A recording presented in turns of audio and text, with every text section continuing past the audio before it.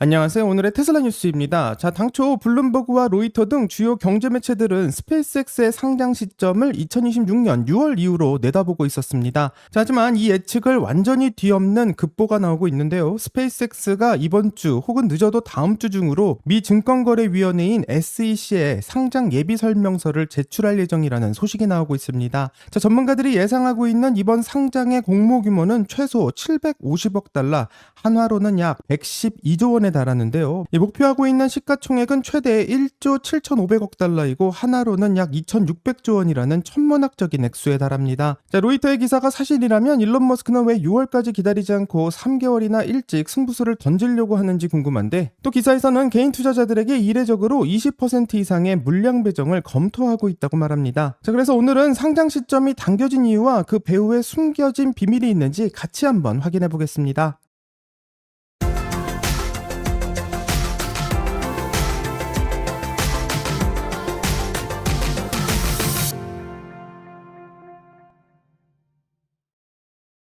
블룸버그를 비롯한 시장의 예상은 2026년 6월 내에 스페이스X가 상장될 것을 예상했는데, 일론 머스크가 이 시점을 3개월이나 앞당겨서 승부수를 던지고 있는 배경에는 이 자본시장의 거대한 흐름이 자리 잡고 있나 생각해 볼 수 있습니다.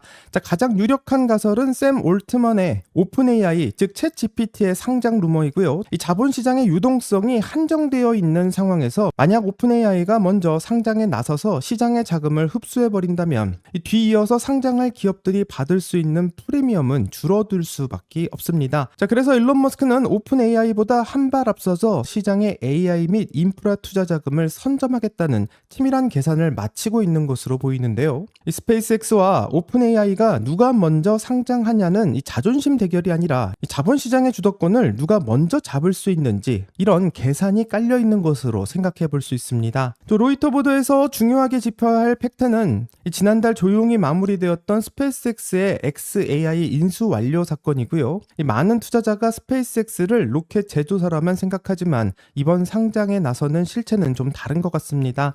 스페이스X는 일론 머스크의 인공지능 기업인 xAI를 스페이스X의 완전한 자회사로 편입했고, 스페이스X의 가치를 1조 달러, xAI의 가치를 2,500억 달러로 책정하고 있습니다. 현재 상장 준비를 마친 법인은 합상 가치만 해도 1조 2,500억 달러로 거대한 우주와 AI의 통합 법인인 것을 알 수 있는데, 일론 머스크가 상장 시점을 앞당기고 있는 것은 이 통합의 시너지를 시장이 가장 뜨겁게 평가해 줄 수 있는 골든타임을 놓치지 않겠다는 의지로 해석합니다. 스페이스X의 현금 창출원인 스타링크는 2026년 2월 1,000만 명을 돌파했다고 보고하고 있고요. 2026년 말 목표는 2,500만 명의 가입자를 예고하고 있습니다. 지상에서 340마일 상공에 배치된 수천 개의 위성 인프라는 작년 한 해 영업이익만 75억 달러에 달한다고 하고, 영업이익률이 무려 50%에 육박하는 수치로 알려져 있습니다. 스페이스X는 고마진을 창출할 수 있는 구독형 플랫폼 기업이라는 것을 증명하고 있는 데이터라 생각하는데요. 이번 보도에서 가장 파격적인 내용은 궤도 내 데이터 센터의 구축이고, 이 우주 공간은 무한한 태양광 에너지를 직접 수급할 수 있고 천연의 진공 시스템으로 냉각 문제를 원천적으로 해결할 수 있다고 말하며, xAI의 연산을 우주에서 처리하겠다라는 전략을 가지고 있고, 이번 상장을 통해서 최소 조달되는 750억 달러의 자금이 우주 데이터 센터의 준비에 투입될 것으로 보입니다. 로이터는 이번 상장에서 개인 투자자의 배정 물량이 20%를 상회할 수 있다는 점을 주목하고 있는데요. 통상적으로 대형 IPO에서 개인 물량은 5에서 10% 정도인데, 스페이스X의 경우에는 굉장히 파격적이라고 볼 수 있고, 테슬라의 개인 투자자 팬덤을 스페이스X로 이식하겠다라는 전략으로도 보입니다. 하지만 좀 날카로운 질문을 던져볼 수밖에 없는데요. 일론 머스크는 왜 굳이 개인 투자자들에게 20%라는 파격적인 물량을 주며 스페이스X에 투자할 수 있는 기회를 주고 있는지 궁금한데, 잠시 기가 텍사스의 현장 소식과 테슬라 관련 짧은 뉴스를 확인하도록 하겠습니다. 테슬라 뉴스를 살펴본다면 인류 하드웨어 역사의 정점이 될 수 있는 옵티머스 3세대에 대한 영상이 공개됐는데요. 최근 테슬라는 옵티머스 공식 계정을 통해서 이 로봇이 왜 역사상 가장 거대한 제품이 될 수 있는지 증명할 수 있는 새로운 영상을 공개했습니다. 양산을 앞두고 테슬라 엔지니어들이 직접 밝히고 있는 기술적 디테일과 목표가 담겨 있는데요. 어떤 이야기인지 영상을 보면서 같이 한번 확인해 보겠습니다.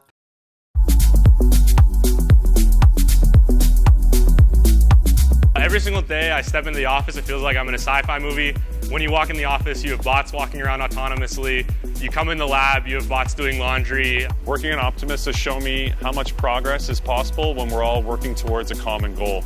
A lot of the engineers here are exceptionally ready to get lost in the engineering. It's super exciting to come into work with all these capable people to develop a product that's gonna change the world. I think Optimus is pretty uniquely positioned in the fact that we care equally about design and manufacturing. We're solving manufacturing problems that haven't been solved before at the scale that Tesla operates at. I feel like I'm surrounded by people who are extremely passionate about what they do, and they're really willing to do whatever it takes in order to get the job done. I feel like I'm empowered to take a design from start to end. Here at Tesla, if the solution you're looking for does not exist, you do have to build it.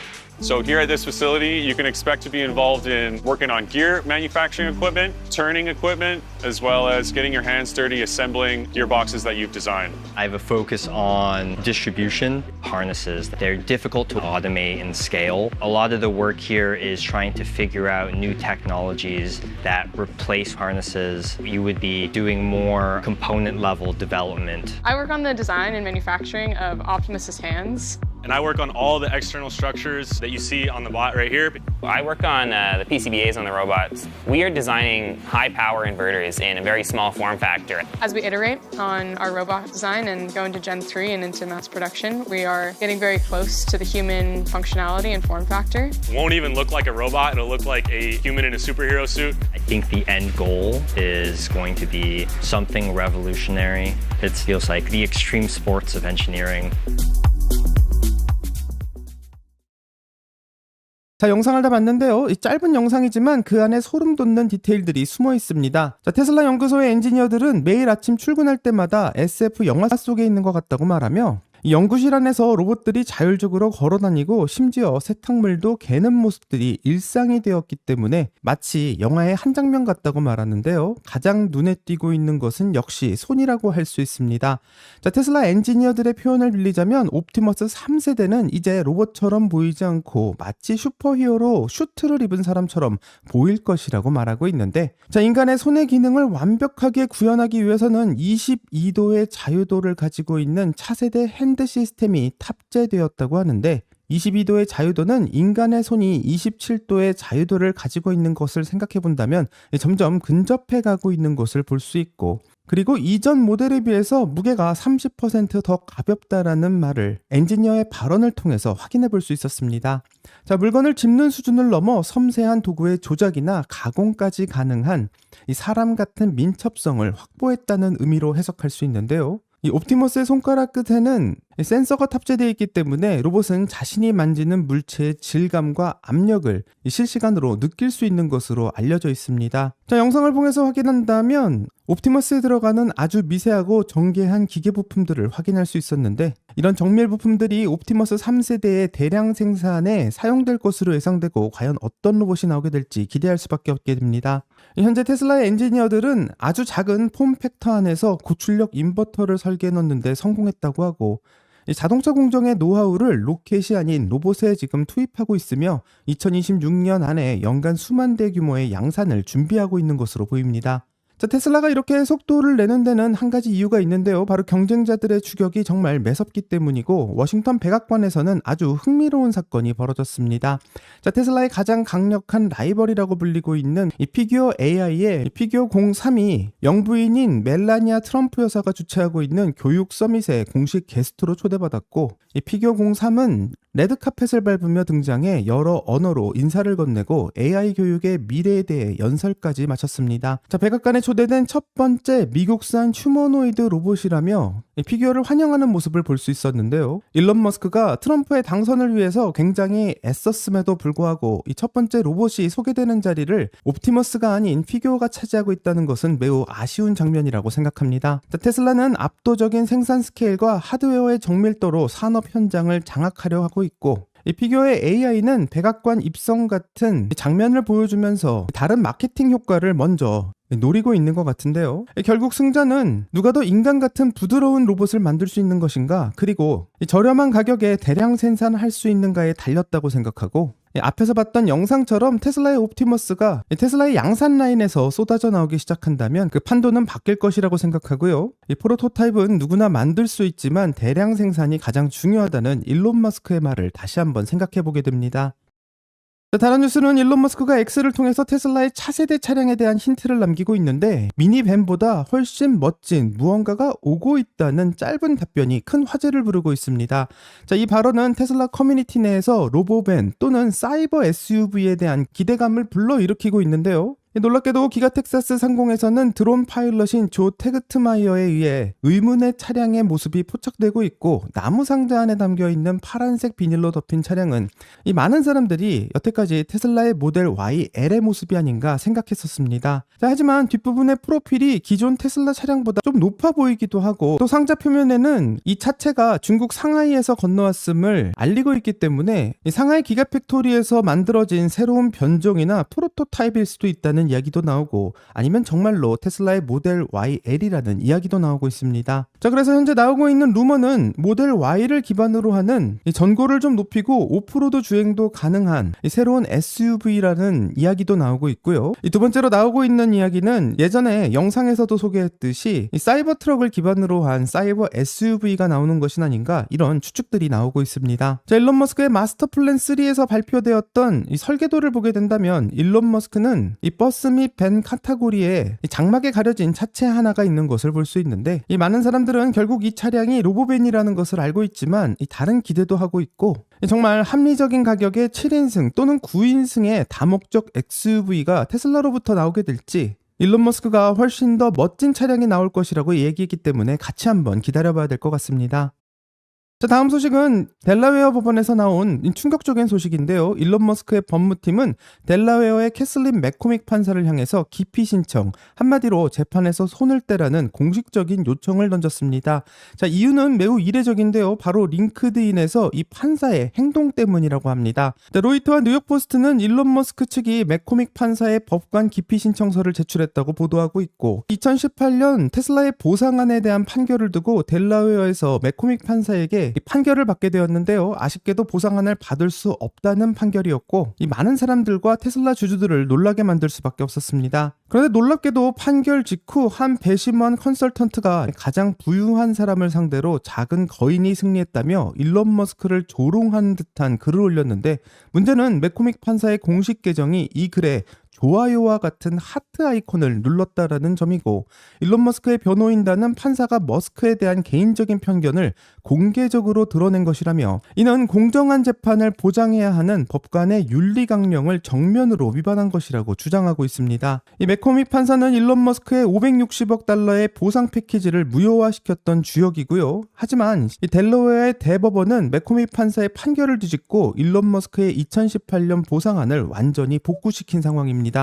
이미 대법원에서 승리를 거둔 일론 머스크가 왜 지금 다시 판사 기피 신청이라는 강수를 두는지 궁금할 수밖에 없는데 이 현재 맥코믹 판사는 테슬라 이사 보수 및 이 수조 원대의 수수료 분쟁 등을 가지고 이 소송들을 여전히 맡고 있는 상황이고요. 이 법학계에서는 판사가 SNS를 통해서 피고인을 조롱하는 글에 지지를 표한 행위가 이 공정해야 할 의무를 심각하게 훼손했다고 보고 있습니다. 만약 이 신청이 받아들이게 된다면 현재 맥코믹 판사가 쥐고 있는 모든 테슬라 관련 재판은 다른 판사에게 재배정될 것이고 완전히 새로운 국면을 맞이할 수 있습니다. 이에 대해서 맥코믹 판사는 실수였거나 자신의 계정이 도용되었다라는 의심을 하고 있다고 해명하고 있지만 일론 머스크 측은 이 하트 아이콘을 누르는 것은 마우스를 올려서 의도적으로 선택해야만 할 수 있는 동작이라며 이 판사의 실수 정도로 치부될 수 없음이라고 강조하고 있습니다. 이미 델라웨어에서 2018년 일론 머스크의 보상안 판결이 나올 때부터 이 판결에 대한 이야기를 읽으면 도저히 이해가 되지 않는 장면들이 많았는데요. 이후 법관에 맞지 않는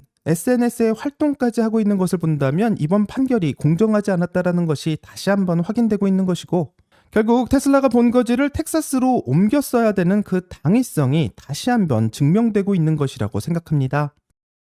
자, 이제 로이터가 이야기하고 있는 스페이스X에 대한 이야기로 돌아가면요. 자, 스페이스X는 개인 투자자들에게 20%라는 유례없는 배정 물량을 약속하고 있는 것으로 알려지고 있습니다. 자, 어쩌면 여기에는 테슬라와 스페이스X에 대한 합병에 실마리가 있지 않나 생각해 볼 수 있는데, 만약 일론 머스크가 지금 테슬라와 비상장사인 스페이스X를 합치려 한다면 기관 투자자들은 배임이나 주주가치의 훼손으로 강력한 소송을 제기할 수도 있습니다. 자, 하지만 스페이스X의 상장 과정에서 개인 투자자들이 20%의 지분을 받게 된다면 상황은 좀 달라질 수도 있는데요. 이 많은 테슬라 주주가 스페이스X의 주주로 넘어갈 수도 있기 때문에 이 두 회사를 합병한다고 발표했을 때 양쪽 주식을 모두 보유하고 있는 개인 주주들은 이 결정을 찬성할 수도 있고, 20%의 개인 물량은 향후 합병에 찬성표를 던져줄 수 있는 퍼센테이지로 작용할 수 있습니다. 자, 하지만 여기에도 리스크는 분명히 존재하고요. 스페이스X의 공모주 청약 자금을 마련하기 위해서 테슬라 주주들이 테슬라 주식을 매도하는 상황이 벌어질 수 있고, 이 20%의 물량이 빠져나갈 경우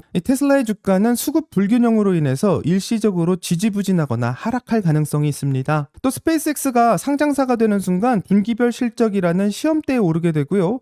이 로켓이 발사하고 실패할 때마다 주가가 흔들리는 엄청난 변동성을 확인하게 될 것으로 보입니다. 아직까지 확인은 안 되고 있는 상황이지만 이 개인 주주 배정의 20%가 정말 사실로 밝혀진다면 이 테슬라의 주가에도 상당한 영향을 미칠 것은 사실로 보이고요. 이 스페이스X의 상장이 점점 현실화되고 있는 것 같기 때문에 관련된 소식이 나오게 된다면 다시 한번 업데이트하도록 하겠습니다. 자, 여기까지가 오늘의 테슬라 뉴스고요. 오늘 영상이 도움이 되셨다면 구독과 좋아요 그리고 알림 설정 부탁드립니다. 오늘 좋은 하루 되시고요. 오늘의 테슬라 뉴스는 내일 또 새로운 소식으로 다시 찾아오겠습니다. 감사합니다.